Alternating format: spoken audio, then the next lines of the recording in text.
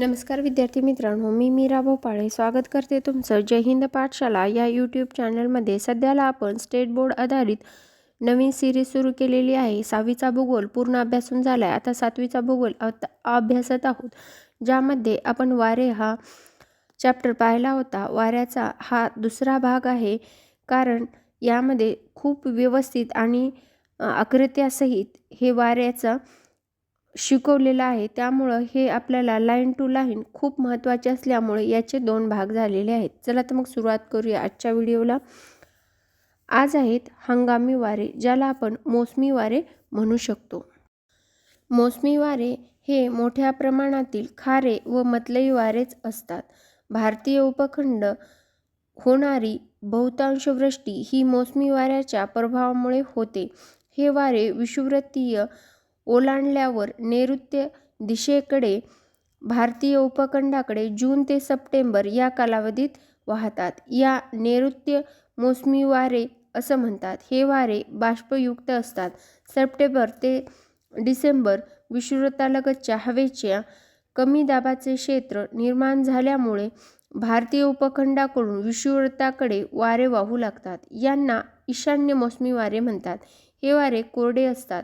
वाऱ्याच्या स्थिर व अतिवादळी स्थितीचा विचार करता आपल्याला आवर्ताचा अभ्यास करणे आवश्यक असते। आता आवर्त म्हणजे काय हे नेमकं समजून घेऊया।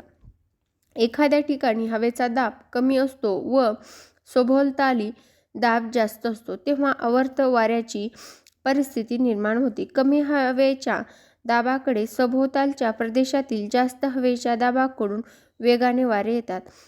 पृथ्वीच्या परिवलनामुळे उत्तर गोलार्धात आवर्त वारे घड्याळाच्या काट्याच्या विरुद्ध दिशेने, तर दक्षिण गोलार्धात हे वारे घड्याळाच्या काट्याच्या दिशेने वाहतात।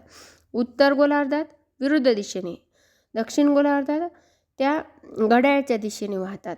आवर्ताच्या वेळी आकाश ढगाळ असते, वारे वेगाने वाहतात आणि भरपूर पाऊस पडतो। आवर्त वाऱ्याने प्रभाव क्षेत्र मर्यादित असते। या वाऱ्यांना कालावधी, वेग, दिशा आणि क्षेत्र अतिशय अनिश्चित असते। उपग्रहाने घेतलेलं हे एक चित्र आहे, ज्याला वायुदाब मिलीबार मध्ये दाखवून त्यांनी कमी दाबामध्ये चक्रीवादळ निर्माण होण्याची स्थिती दाखवलेली आहे। हवेची स्थिती दर्शवणाऱ्या नकाशात आवर्त केंद्रभागात लो म्हणजे यल या अक्षराने दाखवले आणि आवर्त प्रणाली एका ठिकाणाहून दुसऱ्या ठिकाणी सरकते, याला आवर्त चक्रीवादळ असेही म्हणतात। यानंतर चक्रीवादळ। आता चक्रीवादळ काय आहे तर पॅसिफिक महासागराच्या पश्चिम भागात जपान, चीन, फिलिपाईन्स इत्यादी देशाच्या किनाऱ्यालगतच्या निर्माण होणारी वादळे टायफून नावाने ओळखली जातात। ही टायफून जून ते ऑक्टोबर या महिन्यात निर्माण होतात। वेगाने वाहणारे वारे आणि मुसळधार पाऊस यामुळे ती विनाशकारी असतात। कॅरेबियन समुद्रात निर्माण होणारी चक्रीवादळे म्हणजे हिरण्यकेश होय, ही वादळे सुद्धा विनाशकारी आढळतात। वादळाच्या वेळी वाऱ्याचा वेग दर ताशी कमीत कमी 60 किमी असतो। याशिवाय समशीतोष्ण कटिबंधीय आवर्त तयार होतात, याची तीव्रता कमी असते, ती विनाशकारी नसतात। आता प्रत्यावर्त। हे झाले आवर्त आणि चक्रीवादळ। यानंतर प्रत्यावर्त पाहत असताना उत्तर गोलार्धात हे वारे घड्याळाच्या काट्याच्या दिशेने वाहतात, तर दक्षिण गोलार्धात ते घड्याळाच्या काट्याच्या विरुद्ध दिशेने वाहतात। हे तर मी तुम्हाला अगोदरच सांगितले। त्यानुसार एखाद्या विशिष्ट किंवा क्षेत्रात वातावरणीय परिस्थिती केंद्रभागी हवेचा अधिक दाब निर्माण होतो आणि केंद्रभागाकडून वारे सभोवतालच्या प्रदेशाकडे चक्राकार दिसतात, तेव्हा प्रत्यावर्त तयार होत असतात।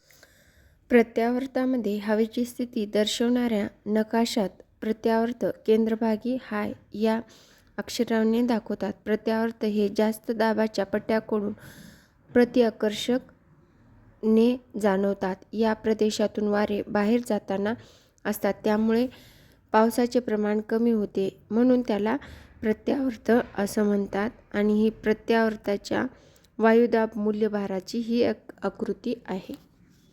या भागामध्ये शेवटच्या पेजवर माहीत आहे का तुम्हाला, या सत्रामध्ये वादळांना नाव देणारी प्रथा हे सांगितलेलं आहे. तर जगभरात येणाऱ्या विविध वादळांना नावे देण्यात येतात. या नावाची यादी प्रत्येक महासागरासाठी तयार करण्यात येते. महासागराच्या अवतीभोवती असणाऱ्या देशांनी सुचवलेल्या नावावरून ही यादी तयार करतात. वाऱ्याचा वेग 33 नॉट्स सुमारे 60 किमी प्रति तास किंवा त्याहून अधिक असल्यास त्या वादळांना नाव देण्यात येते. सामान्यपणे लक्षात राहणे म्हणून वादळांना नाव देण्याची पद्धत आहे.